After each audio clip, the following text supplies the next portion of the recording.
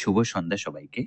তো এই ভিডিওতে আমরা মেইনলি ৫ টা জিনিস নিয়ে আলোচনা করব যে মার্কেট কেন পড়ছে? কেন এত হেভিলি সেলিং আমরা দেখছি? নিফটি এত ক্র্যাশ করছে কেন? আমরা ৫ টা মেইনলি আলোচনা করব বিষয় নিয়ে। আর এই যে প্রবলেমটা হচ্ছে আপনারা হয়তো অনেক জায়গায় দেখছেন, অনেকেই জানেন যে কেন মার্কেট পড়ছে। কিন্তু এর যে পার্টিকুলার সলিউশন মানে কি করা উচিত ভয় না পেয়ে আর এফআইআই যে এত সেলিং করছে মানে এত রকম প্রবলেম আছে, সবাই আপনাকে ভয়ই দিচ্ছে। তো আমরা আজ প্রপার একটা ভিডিও দেখব ভয় না পেয়ে। তো ভিডিওটি লাস্ট পর্যন্ত দেখবেন। আশা করি অনেক কিছু শিখবেন এই ভিডিও থেকে। আশা করি মার্কেট যখন ডাউন যাবে তখন আর ভয় লাগবে না এটা দেখার পর। তো চলুন আমরা ভিডিও শুরু করি। দেখি নিফটি আমরা যদি আজ মার্কেট দিয়ে শুরু করি তাহলে কিন্তু দেখব নিফটি আজ 1% মানে 1.5% ডাউন ছিল, মানে ৩৪৫ পয়েন্ট ডাউন ছিল। অ্যান্ড ব্যাংক নিফটি কিন্তু ওই ১.৫% ডাউন ছিল, মানে ৭০০ পয়েন্ট কিন্তু ডাউন ছিল। আর নিফটি মিড 100 কিন্তু ৪.৫% মতো ডাউন ছিল, মানে ২,১৯৫ পয়েন্ট ডাউন ছিল। নিফটি স্মল 100 ও কিন্তু সেই একই রকম ৪.৫% মতো ডাউন ছিল, মানে ৭২০ পয়েন্ট কিন্তু ডাউন ছিল। এবার অ্যাডভান্স ভার্সেস ডিক্লাইন যদি আমরা দেখতে যাই তাহলে কিন্তু দেখব মাত্র হাতে গোনা কয়েকটা শেয়ার, ১৮৯টা শেয়ার এমন ছিল যেটা আজ পজিটিভই ক্লোজ করেছে। আর ২,২২০টা শেয়ার এমন ছিল যেটা কিন্তু আজ নেগেটিভলি ক্লোজ করেছে। তো বুঝতেই পারছেন আজকে বাজারের অবস্থা কিন্তু খুবই খারাপ ছিল সেই হিসেবে দেখতে গেলে।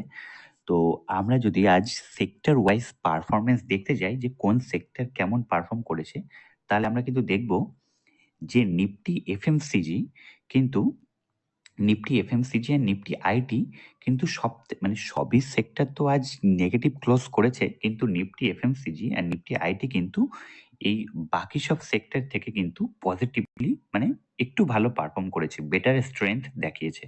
তো নিফটি আইটি কেন এত ভালো পারফর্ম করছে মানে বাকিদের তুলনায়, বাকিদের কম্পেয়ারে, তো সেটা আমরা কিন্তু আজকে দেখব এই ভিডিওতে। আর সবথেকে খারাপ বলতে গেলে নিফটি রিয়েলিটি কিন্তু সবথেকে খারাপ পারফর্ম করেছে আজ। দেখুন ইন্ডেক্স কিন্তু ৬.৫% ডাউন হয়েছে। মানে পার্টিকুলার শেয়ারের কি অবস্থা আপনারা ভাবতে পারেন। মানে যারা এই নিফটি এই রিয়েলিটি সেক্টরে ইনভেস্ট করে আছে তাদের কি অবস্থা পোর্টফোলিওতে।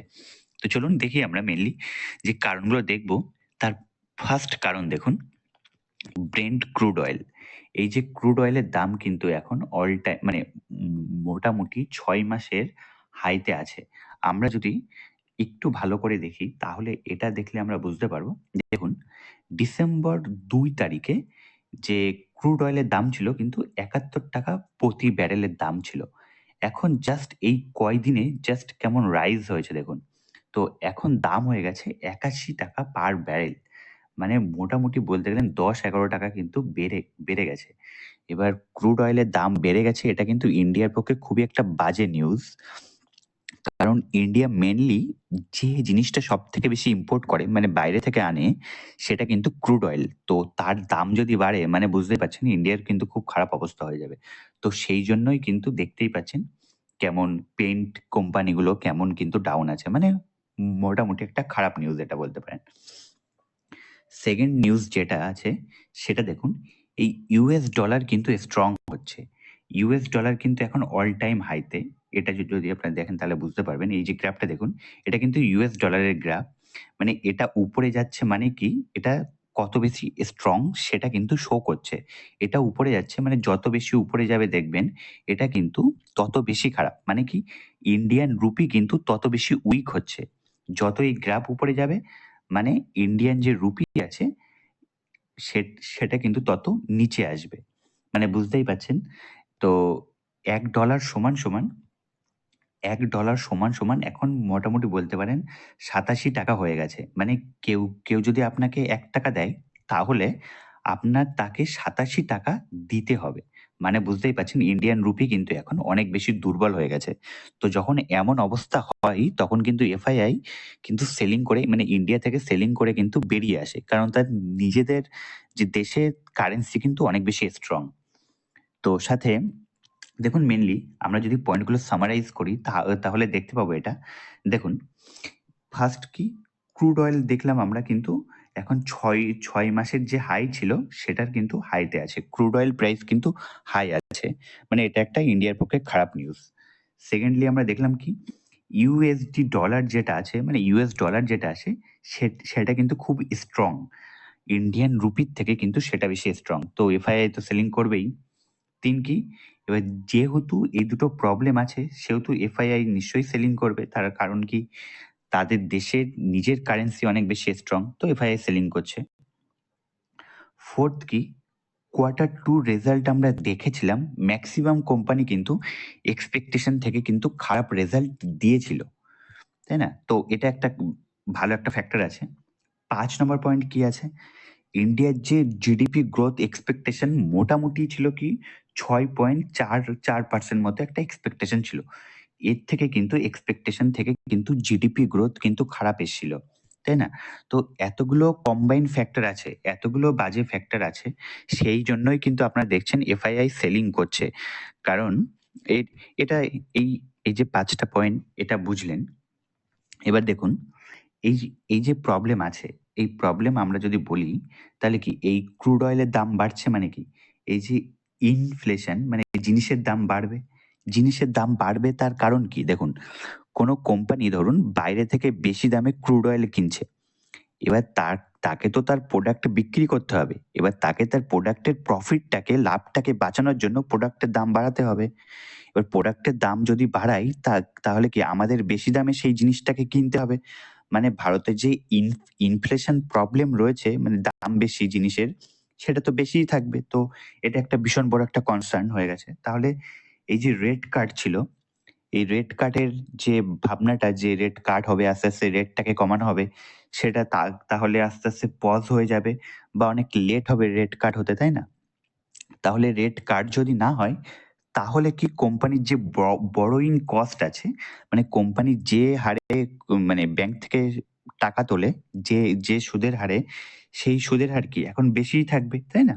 তো বরোইং কস্ট বেশি থাকবে মানে কি কোম্পানি বেশি গ্রোথ করতে পারবে না, তাই না? মানে গ্রোথ কি স্লো ডাউন হয়ে যাবে।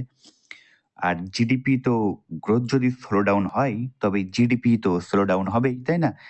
তো এতগুলো প্রবলেম কিন্তু আছে। এবার কি এর আমরা যদি সলিউশন দেখি, এর সলিউশনটা মেইন কি আমাদের দেখতে হবে। এতগুলো প্রবলেম তো আছেই।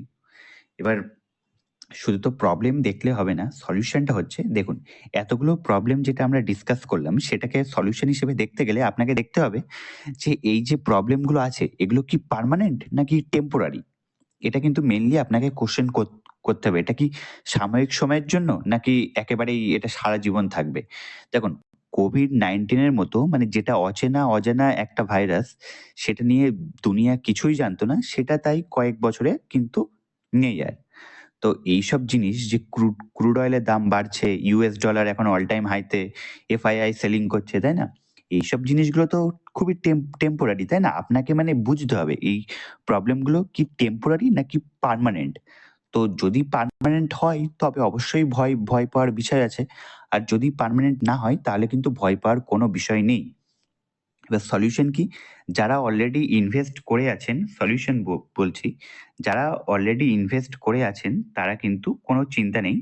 তাদের সেল করার কোনো বিষয় নেই। এমনি লসে সেল করে কোনো লাভ হবে না। আপনার যদি আগে থেকে সেল করে বেরিয়ে আসতে পারতেন, নিচে এসে কিনতেন তাহলে সে বিষয় আলাদা। এবার কেউ একজন ভাববে যে আচ্ছা আমি এখন এখানটায় সেল করে বার হয়ে যাই। তাহলে কি আমি নিচে যখন আসবে তখন একদম এক্সাক্টলি বটমে কিনবো। এমন কিন্তু সম্ভব নয়। এমন করতে গেলে তাহলে কৃষের কম্পিউটার দরকার হবে, তাই না? ফিউচার দেখতে গেলে। তো এমন তো আমাদের কাছে নেই। তো এটা কিন্তু পসিবল না। তো কেউ এক্সাক্টলি বটম কোথায় কিন্তু জানে না। তো এ বিষয়ে ভেবে লাভ নেই।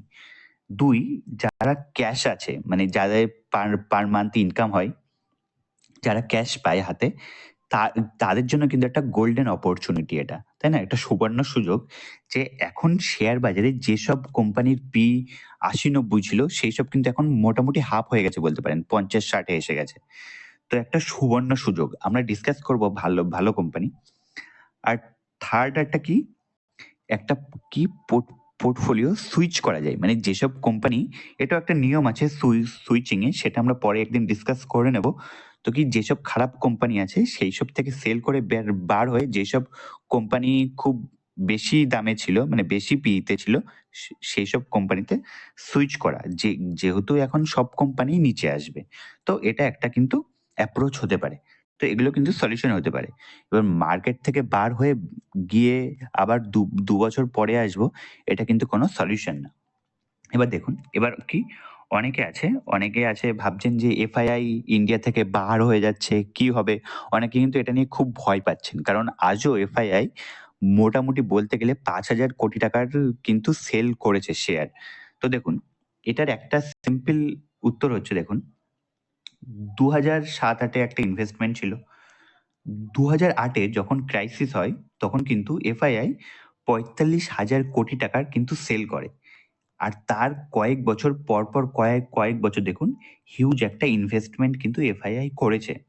২০১৫-১৬ তে এফআইআই মাত্র ১৮,০০০ কোটি টাকার বিক্রি করে।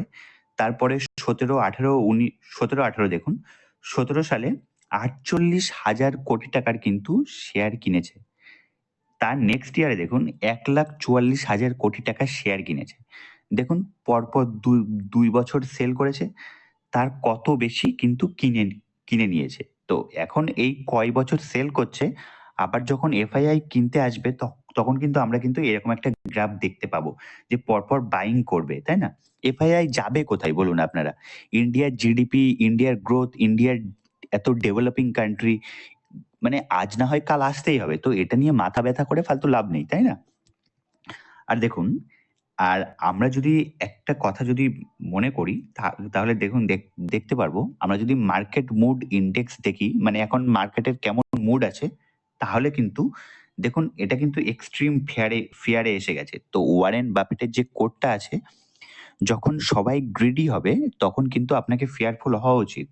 আর এখন যেহেতু সবাই ফিয়ারফুল, তো আপনাকে কিন্তু গ্রিডি হওয়া উচিত। এখন মার্কেট থেকে বেরিয়ে এসে যে কি হবে না, এখন লসে বার হয়ে কোনো লাভ নেই। তাই না? সিম্পলি যারা ইনভেস্ট করে আছেন তারা অবশ্যই ইনভেস্ট করে থাকুন। আর পোর্টফোলিও বারবার দেখে লাভ নেই। সিম্পলি পোর্টফোলিও দেখবেন না বারবার, দেখবেন এই সবগুলো আজ আছে কাল নেই। কত প্রবলেম ছিল ২০২০ তে কত প্রবলেম ছিল। এখন কি সেটা নিয়ে আর ডিসকাশন হচ্ছে? হচ্ছে না। ২০২১ মানে রাশিয়া ইউক্রেনের যুদ্ধের সময় কত প্রবলেম ছিল। সেই তা এখন তো সেগুলো নিয়ে আর ডিসকাশন হচ্ছে না। তা এটাও দেখবেন কদিন পরে আর ডিসকাশন হবে না। তাই না? তো এটা নিয়ে এত ভেবে লাভ নেই। তো আপনারা যারা ইনভেস্ট করতে, মানে এখন যারা মান্থলি বেসিসে ইনভেস্ট করেন, তারা অবশ্যই ইনভেস্ট করবেন। কোনো ভয় পাওয়ার বিষয় নেই। মার্কেট কিন্তু আজ যেমন আছে কাল কিন্তু তেমন থাকবে না। তো বুঝতেই পারলেন। আর যদি আপনারা এই চ্যানেলে ফার্স্ট টাইম এসে থাকেন, তাহলে কিন্তু চ্যানেলটিকে অবশ্যই সাবস্ক্রাইব করবেন। আর নিচে দেখবেন এই পিন কমেন্টে একটা হোয়াটসঅ্যাপ চ্যানেলের লিঙ্ক আছে। এই লিঙ্কে কিন্তু ক্লিক করে অবশ্যই চ্যানেলটিকে জয়েন হয়ে যাবেন হোয়াটসঅ্যাপ চ্যানেলে। কারণ এখানে আমি যখন ভিডিও করতে পারবো না, তখন অনেক ইম্পোর্টেন্ট কিন্তু অ্যানালিসিস বা ডাটা আমি শেয়ার করে থাকি। তো যারা হোয়াটসঅ্যাপ চ্যানেল নেই, তারা কিন্তু অবশ্যই হোয়াটসঅ্যাপ চ্যানেলে ক্লিক করে কিন্তু জয়েন হয়ে নেবেন। তো আজকের ভিডিওতে এই পর্যন্তই। দেখা হচ্ছে পরের ভিডিওতে। Till then, take care and love you all.